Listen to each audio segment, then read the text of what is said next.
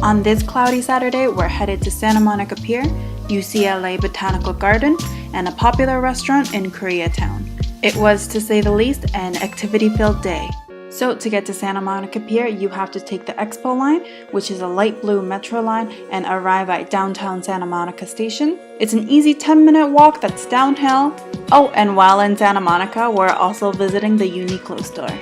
As soon as you get off at downtown Santa Monica Station, you'll go down these stairs, and there will be a city worker providing free maps.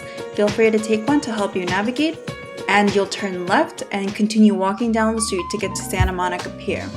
We ended up going on the right side of the road because we used the washrooms at McDonald's. This sign is where the boardwalk begins, and a boardwalk is just a public walking area along a beach or waterfront, and it's usually made from wood. The roads and sidewalks are separated with a divider to maintain order and keep the pedestrians safe.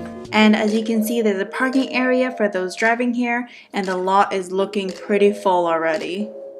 There are many small vendors like this, but I like how the merchandise from this vendor has a retro vibe.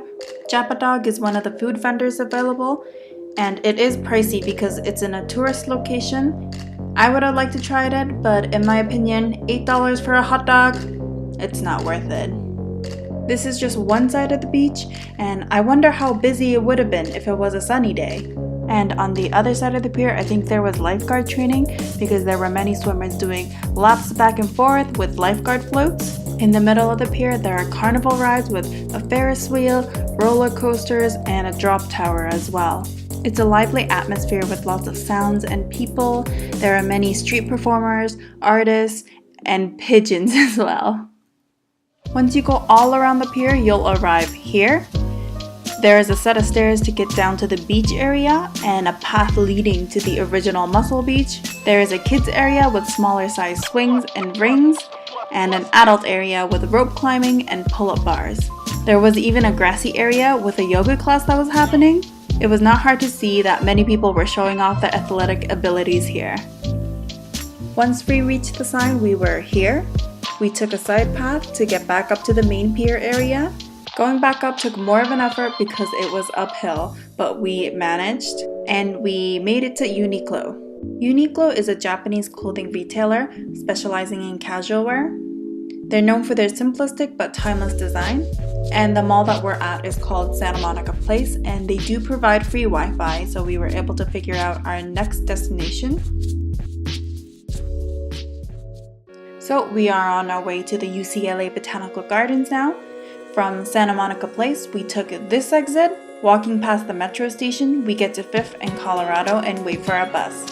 You have to be careful because, as you can see in this area, there are many bus stops. Just make sure you are on the right side of the street, so the side that has the Hampton Inn and Suites. We took the 7:20 bus, which comes every 20 minutes, and got to see more beautiful palm trees during our bus ride. We got off at Westwood in Wilshire, and there was this construction going on during that time which caused some traffic. But to get to UCLA, you just go up the street.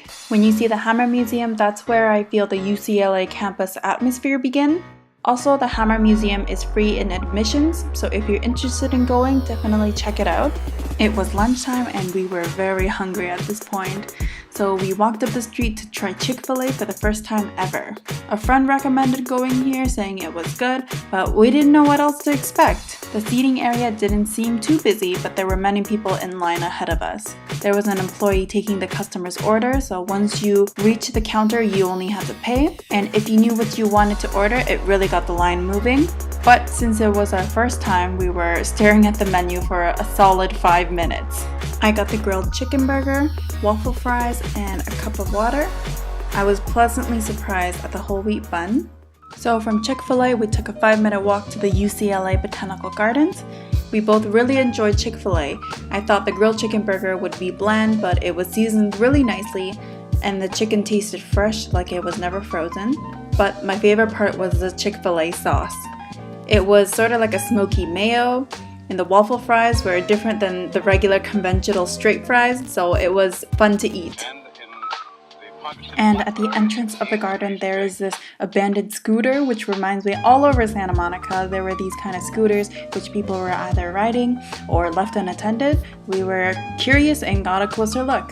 So it seems that you download the app for this special scooter, and to ride it, you pay $1 per ride, and it powers up, I guess, and it'll take you wherever you want to go. And when you're done with it, you just leave it and someone else will ride it or come pick it up.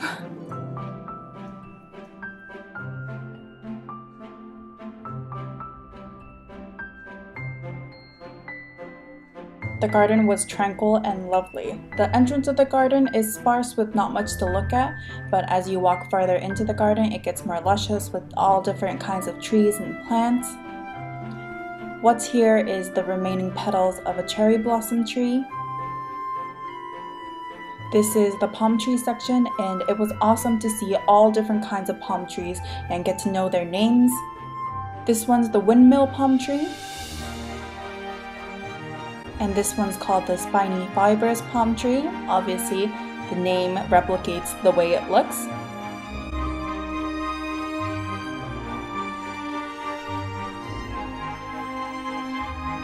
We make it to the aloe section, and I had no clue there were so many different types of aloe plants. And I found out recently that aloe vera is actually a succulent, which means that the plants are thickened and fleshy, usually retaining water. Off to the side, we have our friend the turtle. We didn't see her at first and almost stepped on her, but thankfully dodged at the last second. She had burrowed to lay her eggs. And not far away was another turtle laying her eggs as well. So if you do come here, watch for the wildlife because they are all around. Free drinking water. In the cacti area, we were joking around and giving the cacti different names. I called these dill pickle cacti because they were short and cucumber shaped. I called those paddle or beaver tail cacti due to its wide surface area. The round ones were bulbous cacti. They resembled an ottoman, but I would not like to sit on one. And I'd like to point out how symmetrical this cactus was.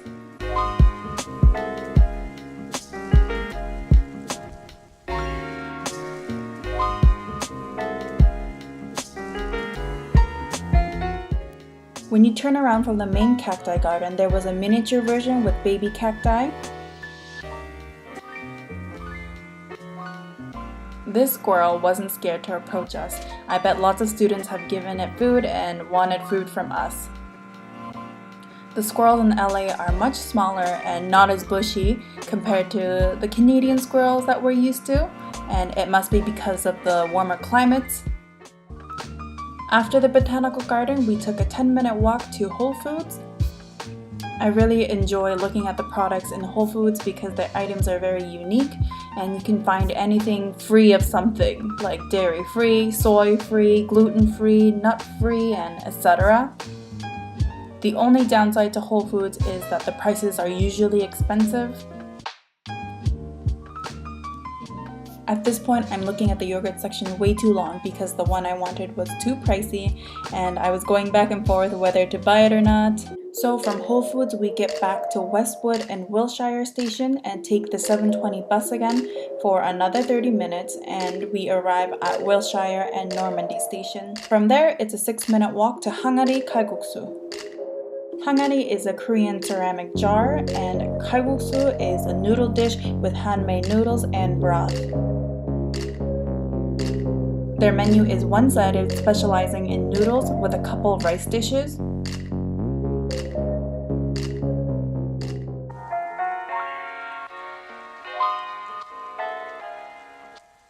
It was so busy in there because of the dinner rush, and this is only one half of the restaurant. I was sitting where the divider is, so the other half of the restaurant is behind me. For the complimentary side dishes, there was a small portion of rice with sesame oil, which I had no idea of its purpose, to be honest. 2 radish kimchi. The greens are radish tops, and the brown sauce is fermented soy like miso. If you're interested in coming here, this is the address, and they're open 10 a.m. to 11 p.m. He got the mandu soup, and mandu is just dumplings in Korean. The black stuff in the middle is seaweed. There's also carrots and shredded eggs and green onions. There were supposed to be rice cakes as well, but they forgot, and in the midst of the craziness, we forgot also. I got the regular kalguksu, and there are heaps of noodles, 3 mandu, squash, huge chunks of potatoes, and green onions as well. The broth is an anchovy-based broth, and both bowls look the same, but they're slightly different in taste, because I think there was sesame oil in his, there was more depth and richness, while mine was more light and just not as heavy. It is piping hot when it arrives, so be careful when you're eating. These are my leftovers, and it's a whole complete meal right there. My dish was $10.95 and his was $11.95. This place is definitely not low carb friendly, but if you're looking for some Korean hot noodle soup at a great price, this is the place to go. I'm all flushed from the hot soup, and now we're just headed back to our accommodation. So that concludes our day at Santa Monica Pier, UCLA Botanical Garden, and Hangari Kalguksu. Make sure you like this video and consider subscribing. If you have any questions about the places we went to, leave them in the comment section below and I will definitely answer them. Thanks so much for watching. Bye!